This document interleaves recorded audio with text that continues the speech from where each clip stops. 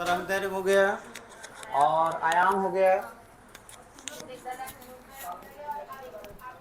लिखिए, अभी उसमें और भी बाकी है। तरंग थी, आपको बताए थे तरंग के प्रकार के बारे में, तो लिखिएगा हेडिंग में तरंग के प्रकार। तरंग के प्रकार। तरंग का प्रकार दो तरह का आपका, एक माध्यम के अनुसार होगा और एक होगा आपका कंपन के अनुसार। तो पहले आप लिखेंगे माध्यम के अनुसार। तो माध्यम के अनुसार जो है तरंग,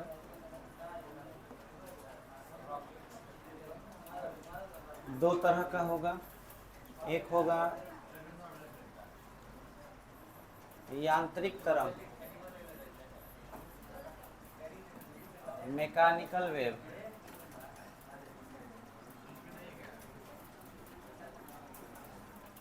और दूसरा होगा अयांत्रिक तरंग, नॉन मैकेनिकल वेव।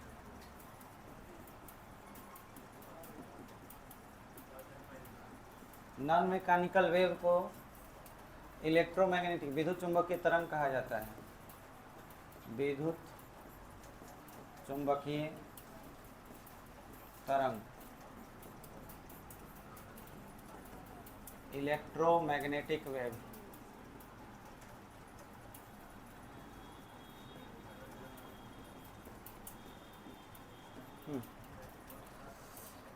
पहला हेडिंग देकर के लिखिएगा।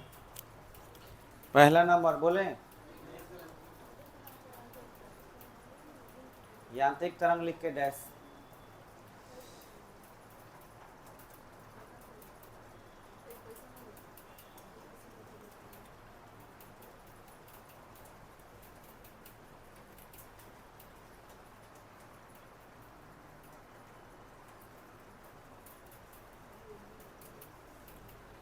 वैसा तरंग जिन्हें संचरित होने के लिए, वैसा तरंग जिन्हें संचरित होने के लिए माध्यम की ज़रूरत होती है।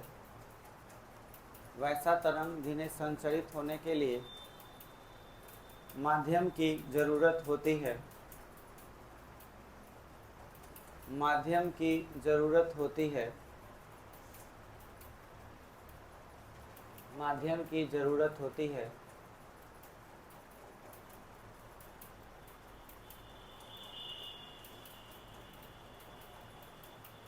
उसे यांत्रिक तरंग कहते हैं। उसे यांत्रिक तरंग कहते हैं।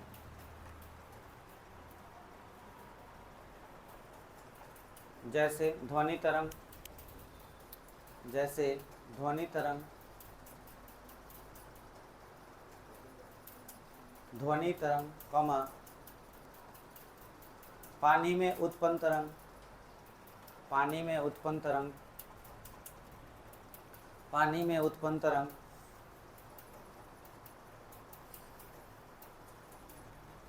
रस्सी में उत्पन्न तरंग, रस्सी में उत्पन्न तरंग आदि यांत्रिक तरंग हैं। आदि यांत्रिक तरंग हैं। आदि यांत्रिक तरंग हैं।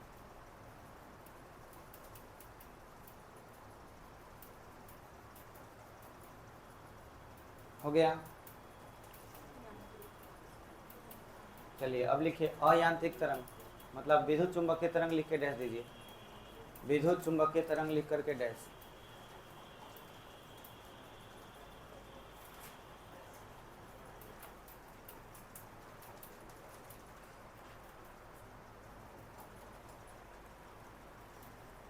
वैसे तरंग जिन्हें संचरित होने के लिए, वैसे तरंग जिन्हें संचरित होने के लिए,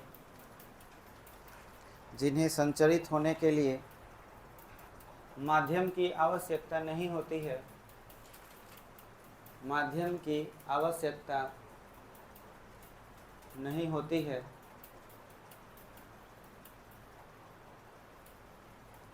माध्यम की आवश्यकता नहीं है।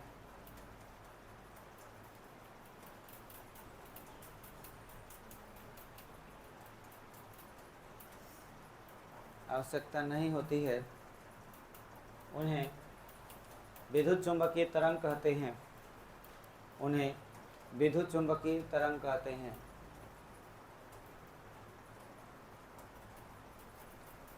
उन्हें विद्युत चुंबकीय तरंग कहते हैं।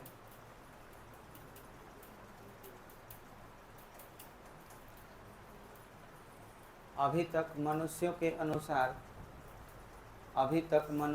अनुसार कुल 7 विद्युत चुंबकीय तरंग खोजे गए हैं। अभी तक मनुष्यों के अनुसार कुल 7 विद्युत चुंबकीय तरंग खोजे गए हैं। कुल 7 विद्युत चुंबकीय तरंग खोजे गए हैं।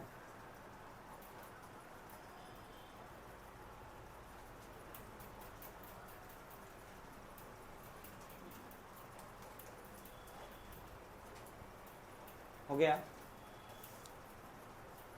अब ध्यान दें, 7 को विद्युत चुंबकीय तरंग खोजा गया है, तो उसमें आपका लाइन से लिखते चलेंगे। हम यहाँ पे लिख दे रहे हैं। पहला नंबर है आपका गामा तरंग। इसे कुछ लोग गामा किरण कहते हैं। तो गामा किरण कहो या गामा तरंग, इसको लिखने का एक और तरीका है। आप ऐसे गामा किरण ऐसे भी लिख सकते हो। दूसरा है एक्स तरंग। इसे आप एक्स किरण भी बोल सकते हैं। तीसरा पराबैंगनी किरण। पराबैंगनी किरण को यूवी किरण भी कहा जाता है। पराबैंगनी तरंग भी कहा जाएगा, यूवी किरण। इसको पराबैंगनी तरंग भी बोल सकते हैं, पराबैंगनी तरंग।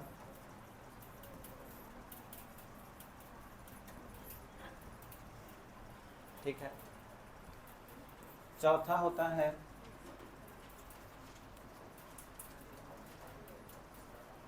प्रकाश। इसको VL भी बोला जाता है। VL मतलब होता है विजिबल लाइट। 5 नंबर अवरक्त तरंग। अवरक्त तरंग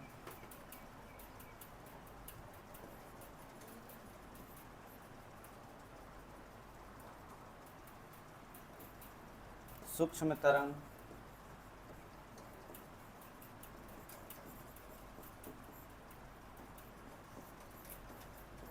रेडियो तरंग।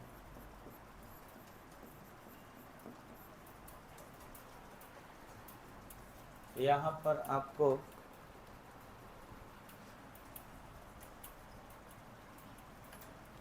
एक लाइन खींचना होगा।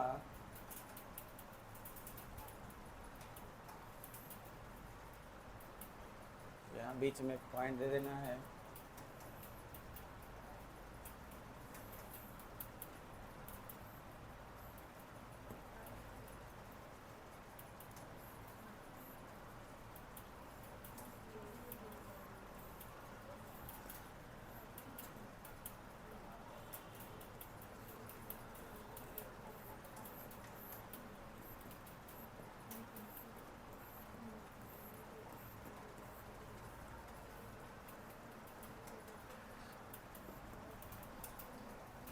ये एरो जो है दिखा रहा है, ये एरो जो है आवृत्ति को दिखा रहा है।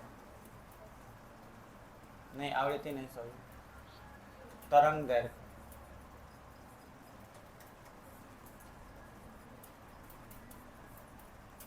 तरंग दैर्घ्य मतलब कि लैम्डा का मान। समझ में आया? अब इस एरो को अगर हम उल्टा कर दें,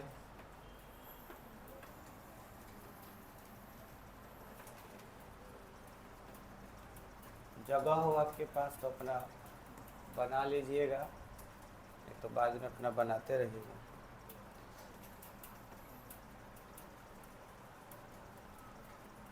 यही हम उल्टा कर दें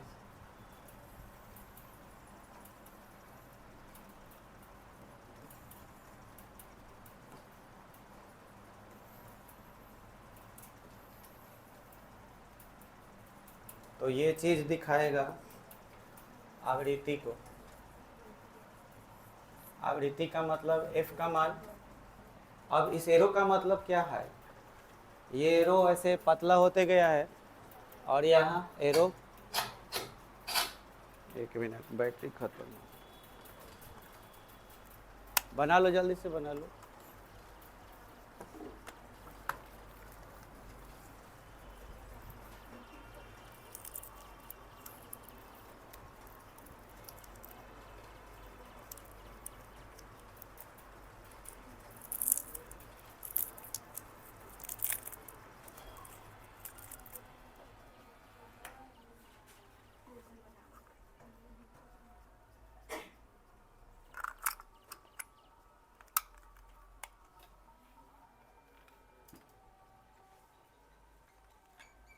हाँ देखो, ये एरो बीच में यहाँ मोटा है और ऊपर क्या होते गया है, पतला। इसका मतलब हुआ कि नीचे जो ये क्रम देख रहे हो, सबसे अधिक तरंग दैर्घ्य किसका होता है, रेडियो का। उससे कम किसका, सूक्ष्म का। और वही अगर आवृत्ति का बात किया जाए तो ये उल्टा है। इसका मतलब सबसे ज़्यादा आवृत्ति यानी फ्रीक्वेंसी किसका होता है, गामा का। तो एरो से याद रखिए, जैसे जैसे ये पतला होते गया है, इसका मतलब एक तरफ ज़्यादा एक तरफ क्या है, कम। तो आपको याद रखना है कि सबसे ज़्यादा फ्रीक्वेंसी गामा का होगा और सबसे कम फ्रीक्वेंसी रेडियो का होगा। अब इस पर ऑब्जेक्टिव सवाल आपका पूछेगा। उसके बाद तरंग दैर्घ्य में अगर बात किया जाए तो तरंग दैर्घ्य सबसे ज़्यादा किसका होगा, रेडियो का। रेडियो तरंग समझ में आया। अच्छा, इसमें अब आप थोड़ा सा ये प्रकाश को देख लीजिए। प्रकाश कितने तरह के रंगों से बना होता है, 7 तरह का। तो 7 तरह में सबसे ऊपर कौन होगा, नीचे कौन होगा, आए। तो यहाँ देखो क्या लिखे हैं, अवरक्त तरंग। अवरक्त को इंग्लिश में इंफ्रारेड बोला जाता है। तो इंफ्रा, उसके बाद रेड आया है। इसका मतलब आपको याद रखना है, ठीक इसके ऊपर लाल होगा। यानी प्रकाश को 7 भागों में बांटिएगा तो इसके ठीक ऊपर क्या आएगा, लाल। तो आपको याद होगा एक बैजानी है पिनाला, 10 क्लास में पढ़े होंगे। तो बैजानी मतलब बै से बैगनी हो गया, जामुनी हो गया, हरा हो गया, तो लास्ट में आपका लाल आएगा। तो लाल रंग के ठीक बाद आपका क्या आता है, अवरक्त तरंग आता है। अब एग्जाम में सवाल पूछ देगा कि इनमें सबसे अधिक तरंग दैर्घ्य है। अब तरंग दैर्घ्य यहाँ सवाल पूछ दिया, अब आपको बनाना है कि इनमें, और 4 गो ऑप्शन दे देगा। अब ऑप्शन ए दे देगा लाल रंग दे देगा, बी दे देगा रेडियो तरंग, सी दे देगा नीला, और डी दे देगा अवरक्त। तो आंसर क्या होगा, अवरक्त तरंग। तो क्या आंसर हो जाएगा, तो आंसर आपका हो जाएगा लाल रंग, क्योंकि लाल रंग का तरंग दैर्घ्य क्या होता है, सबसे अधिक होता है। और इस तरह से खूब बढ़िया गलती करके आ जाइएगा।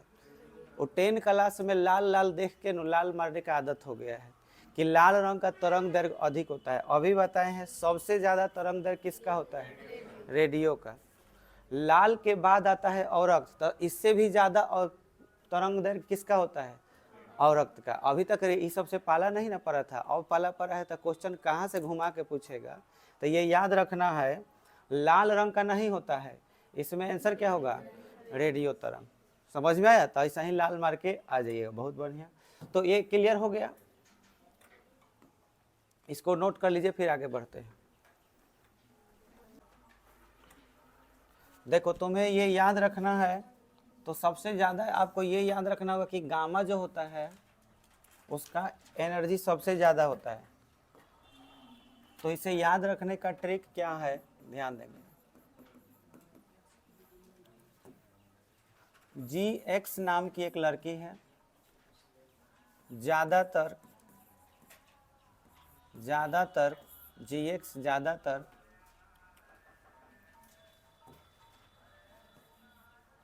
म्यूजिक रूम में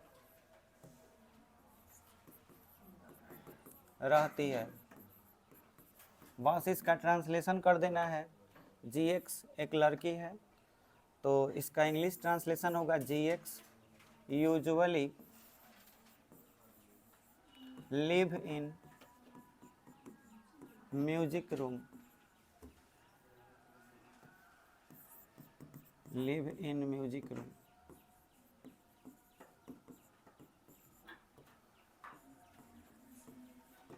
देखिए इसमें आप सारे लेटर को ठीक से देखिए। इसमें G आया है, G का मतलब हो गया गामा, समझ में आया। X आया है, एक्स रे हो गया, ठीक है। U आया है, देखिए यहाँ पे U है, U का मतलब हुआ अल्ट्रा वायलेट, मतलब पराबैंगनी। L आया है यहाँ, L का मतलब क्या हो जाएगा लाइट। इंफ्रारेड में I आया है, ये I, तो इसको हम लोग इंफ्रारेड कहेंगे, इंफ्रारेड। M आया है म्यूजिक, तो माइक्रोवेव। और R आया है, तो R मतलब रेडियो वेव। ये ट्रिक है याद रखने का।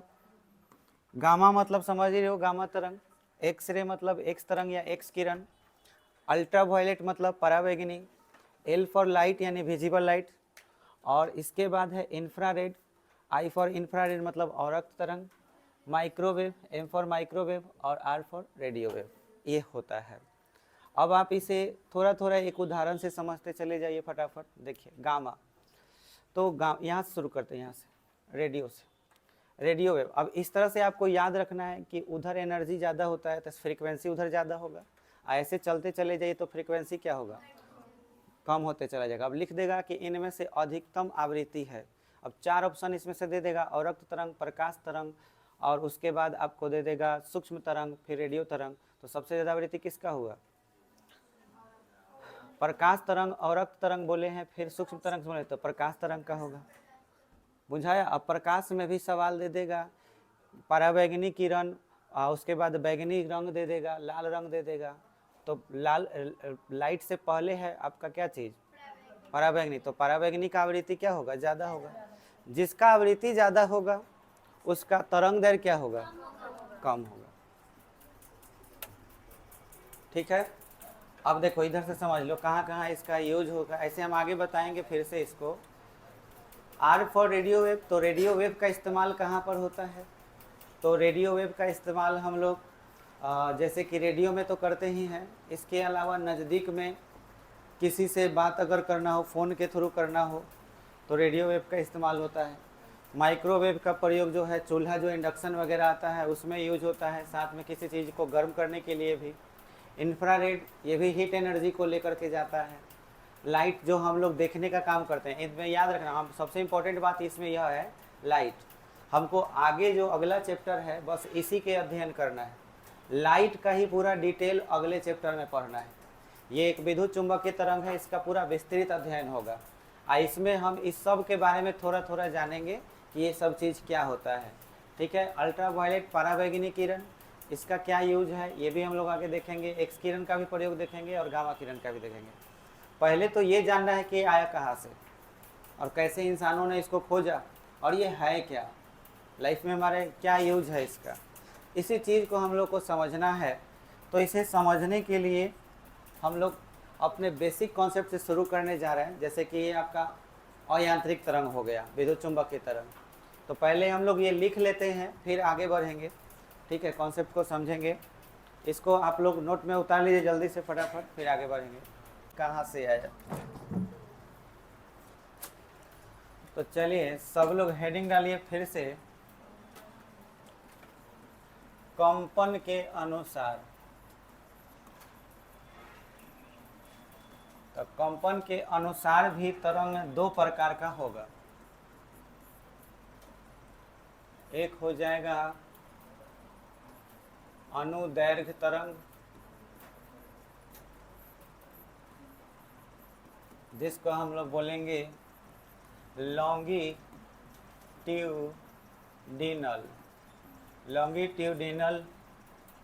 वेव। ठीक है, पहले इसको लिख ही लो, लॉन्गिट्यूडिनल वेव।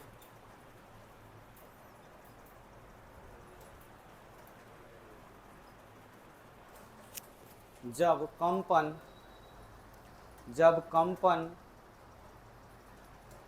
तरंग के दिशा में हो, तरंग के गति के दिशा में लिखो, जब कंपन तरंग के गति के दिशा में हो,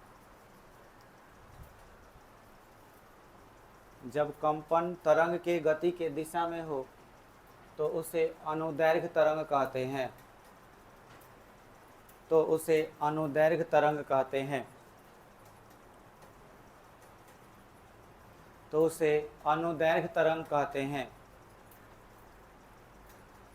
जैसे ध्वनि तरंग,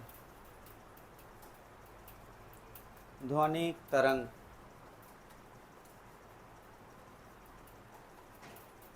पानी के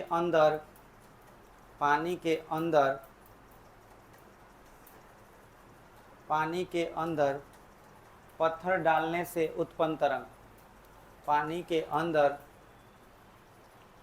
पत्थर डालने से उत्पन्न तरंग अनुदैर्घ्य तरंग है। दूसरा अनुप्रस्थ तरंग, ट्रांसवर्स वेव।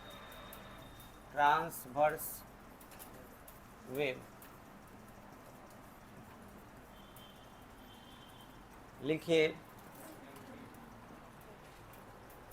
Transverse wave.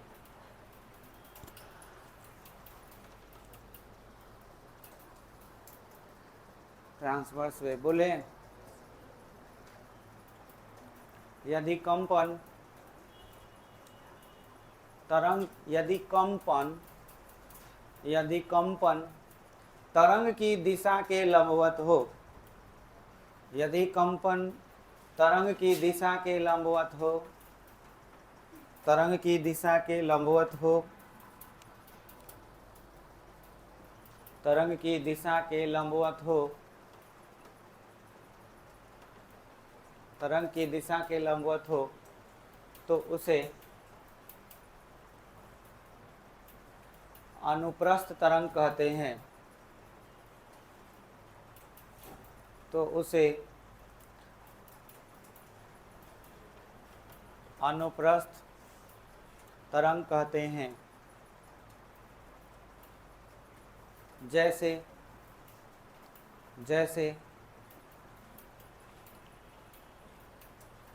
पानी के सतह पर उत्पन्न तरंग, पानी के सतह पर उत्पन्न तरंग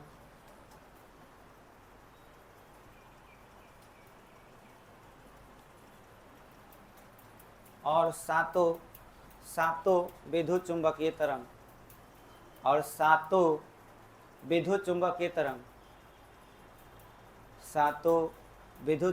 तरंग अनुप्रस्थ तरंग है। सातों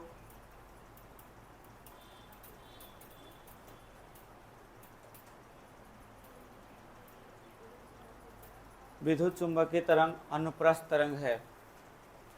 थोड़ा सा सुन लीजिए। जैसे अगर आपसे पूछा जाए अनुदैर्घ्य तरंग क्या है, तो बहुत ही सिंपल, अगर तरंग आगे बढ़ रही है तो तरंग बनता कैसे है? कंपन से। कंपन कितने किस्म का हो सकता है? तो दो किस्म का।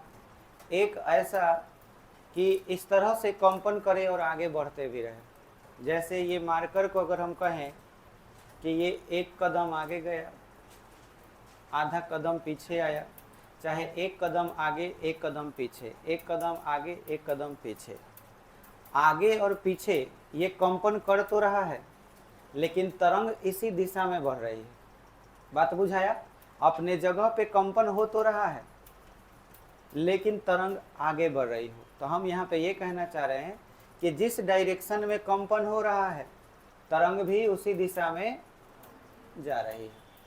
एक ऐसा तरंग हो सकता है जिसमें कंपन ऐसे हो रहा हो लेकिन तरंग ऐसे चल रही है, सीधे कंपन ऐसे हो रहा है और तरंग ऐसे आगे बढ़ रही है। ये बात बुझाया? तो तरंग कितने किस्म के हो सकते हैं? 2 किस्म के। अब आप जैसे ध्वनि के बारे में सोचिए, जब हम बोल रहे हैं तो आवाज़ आपके कान तक जा रहा होगा। तो जब बोलते हैं तो ध्वनि क्या होती है? ध्वनि ऊर्जा जो होती है कणों में कंपन इस तरह से कराती है और यही तरंग आपके कान तक ऐसे लहराते हुए एकदम कान में पहुंचता है। और वही अगर आप अनुप्रस्थ तरंग का बात करें तो थोड़ा सा पानी पर आ जाइए। तालाब एकदम शांत पानी हो, एकदम पत्थर डालिए, तो पत्थर जब डालिएगा तो सतह पर क्या होगा कि इस तरह का गोलंबर गोल टाइप का तरंग बनेगा जो चारों तरफ फैलेगा। तो ये जो बन रहा है वो ऐसे, समझ में आया? इस तरह से चारों तरफ फैल रहा है। तो इस तरह से जो फैल रहा है तो तरंग तो जा रहा है आगे, लेकिन कण का है वहीं पर ऐसे कंपन कर रहा है, ऊपर नीचे कंपन कर रहा है और तरंग आगे बढ़ रहा है। तो बताओ ये कौन सा तरंग हुआ?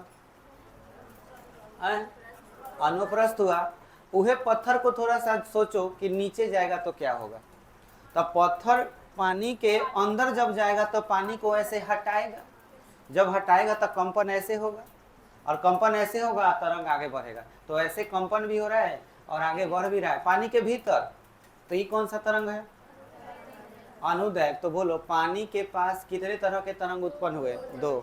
सतह पर कुछ और रहेगा, सतह के अंदर कुछ और। तो सतह के ऊपर कौन सा तरंग? अनुप्रस्थ तरंग। अनुप्रस्थ। और सतह के अंदर अनुदैर्घ्य। अब आपसे पूछे प्रकाश तरंग कौन सा तरंग है? तो आंसर है कि सातों के सातों जो अभी पढ़े ना, इस सब के सब क्या है? अनुप्रस्थ तरंग है। इसमें विद्युत क्षेत्र और चुंबकीय क्षेत्र कंपन करता है। समझ में आया? जैसे आवेश के बारे में याद होगा, आवेश कंपन करता है, चुंबकीय क्षेत्र ऐसे निकलता है, सॉरी विद्युत चुंबकीय तरंग ऐसे निकलता है। तो कंपन ऐसे कर रहा है लंबवत और जा रहा है ऐसे, तो ये लंबवत हुआ कि नहीं? तो ये कौन सा तरंग हो गया? अनुप्रस्थ तरंग। इस पर आपको ऑब्जेक्टिव सवाल रहेगा कि निम्नलिखित में अनुप्रस्थ तरंग है। अब 4 ऑप्शन दे देगा, प्रकाश तरंग दे देगा, उसके बाद आपको ध्वनि तरंग दे देगा, उसके बाद आपको ध्वनि तरंग के अलावा लिख देगा पानी के सतह, पानी के अंदर का उत्पन्न तरंग, और उसके बाद देगा ऑप्शन डी इनमें से कोई नहीं। तो आंसर क्या हो जाएगा? प्रकाश। ये बात क्लियर हो गया। तो कंपन के अनुसार तरंग 2 तरह का, और एक आपका हो गया माध्यम के अनुसार। जो माध्यम के अनुसार चलता हो तो वो हो जाएगा यांत्रिक तरंग, जो माध्यम से नहीं चलता हो वो क्या हो जाएगा? अयांत्रिक, मतलब विद्युत चुंबकीय तरंग। बोलो क्लियर हो गया? अब इसके आगे बढ़िया से समझना है, बेसिक चीज जो है हम आपको बताने जा रहे हैं जिसका नाम है LC oscillation. LC oscillation, LC दोलन।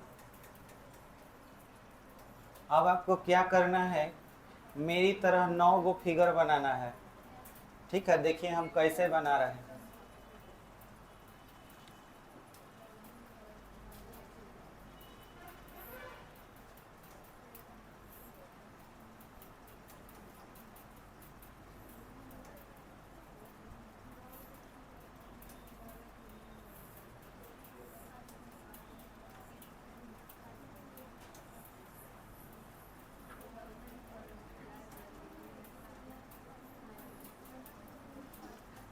हाँ जी, तो ऐसा आप लोग तो बड़े आराम से बना लीजिएगा का।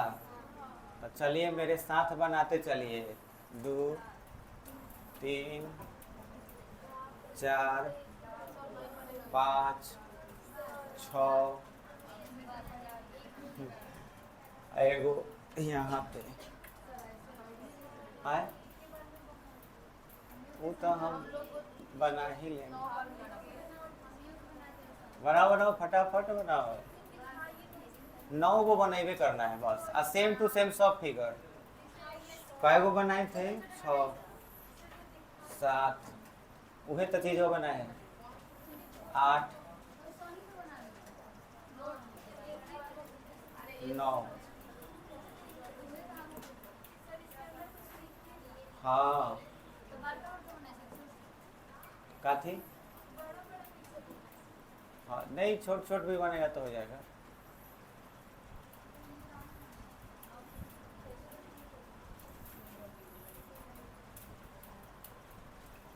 आइए देखिए क्या क्या लिख रहे हैं।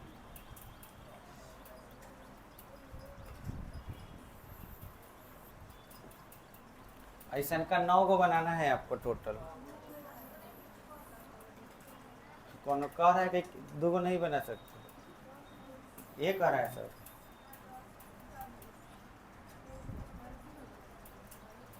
काहे बनाएंगे 9 को, नहीं बनाए अभी तक तो चलो अब छोड़ो, बाद में बनाते हैं। थोड़ा थोड़ा जगह छोड़ देना सब, जैसे हम स्पेस छोड़े हुए हैं लिखने के लिए, हल्का नीचे, हल्का ऊपर, हल्का दाएं साइड, हल्का बाएं साइड, हल्का हल्का जगह छोड़ना है।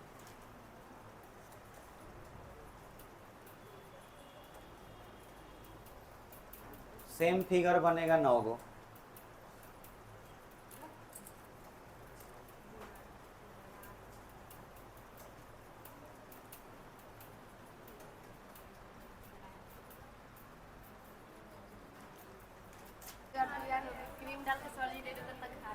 लई एगो में पानी भर देख से, देखो ध्यान दो, एक कैपेसिटर, ध्यान से समझना, एक कैपेसिटर है और एक है लोड, मतलब कि एक संधारित्र आपका हो गया और एक हो गई कुंडली। कुंडली कुछ इस टाइप का होगा और ये संधारित्र हो गया। इसमें जो एनर्जी होगी यू ई, इसको यू ई से सूचित किया जाएगा, और इसमें जो एनर्जी होगा U B, half L I square, और ये क्यू स्क्वायर बाई 2c, ये फॉर्मूला होता है। ठीक है, अब इसे समझने के लिए हमारे पास जो सर्किट है, उस सर्किट में लोड को और कैपेसिटर को किस क्रम में जोड़ा गया है, समांतर क्रम में। चलिए हम एक गिलास पानी इसमें भर लेते हैं, पानी भरा हुआ है। इसमें पानी भरे रहने का मतलब हम यहाँ पानी को एनर्जी मान रहे हैं, समझ में आया। तो ये अगर भरा हुआ है तो इस दोनों में से किसी एक के पास मान लीजिए कि एनर्जी है, बात बुझाया। अब जिसके पास भी एनर्जी होगी वो किस तरह की होगी ये समझना है। अगर कैपेसिटर के पास एनर्जी होगी तो इसका मतलब इसके पास चार्ज है, आवेश है, और अगर एनर्जी नहीं होगी तो चार्ज नहीं है। ये बात बुझाया। मान लीजिए ये कैपेसिटर को डिनोट करेगा और ये लोड को, ये लोड खाली है, अभी कुछ नहीं है, तो बताइए एनर्जी कहाँ जीरो है, लोड में। तो लोड की एनर्जी को अभी लिखे थे यू बी, तो यू बी का वैल्यू क्या था, 0, पर इसके पास तो एनर्जी था ना। अब जो एनर्जी है तो इसका मतलब हुआ कि इस पे चार्ज है, तो चार्ज हम दे देते हैं इस पे। तो इस पे हम चार्ज दे रहे हैं यहाँ प्लस, ज़्यादा प्लस नहीं देंगे, गिन कर देते हैं, ज़्यादा अच्छा रहेगा। 1 2 3 4, 4 तो दे रहे हैं, 1 2 3 4, ये पूरा फुल है एकदम एनर्जी से। और इसके पास जो एनर्जी है, अभी भी फॉर्मूला लिखे थे क्यू स्क्वायर बाई 2c, और यू भी क्या था। अब देखिए ध्यान से,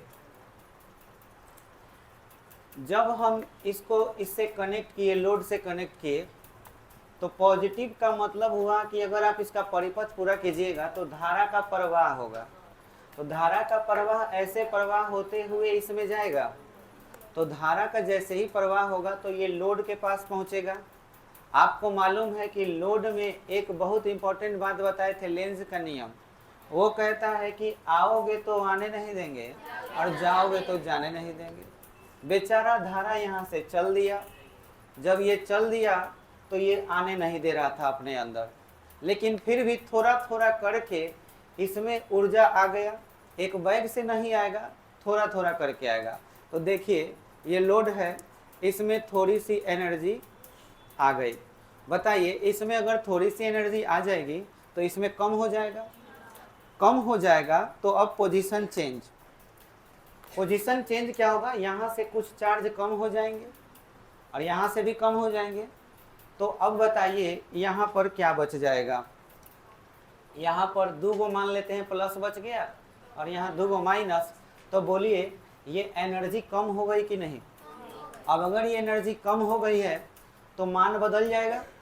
हम इस मान को थोड़ा देर के लिए मान ले रहे हैं कि इसका वैल्यू यू ई बराबर क्यू नॉट का स्क्वायर बटा 2c। सी का मान नहीं चेंज होता है, तो क्यू नॉट का स्क्वायर बाई क्या हो गया 2c।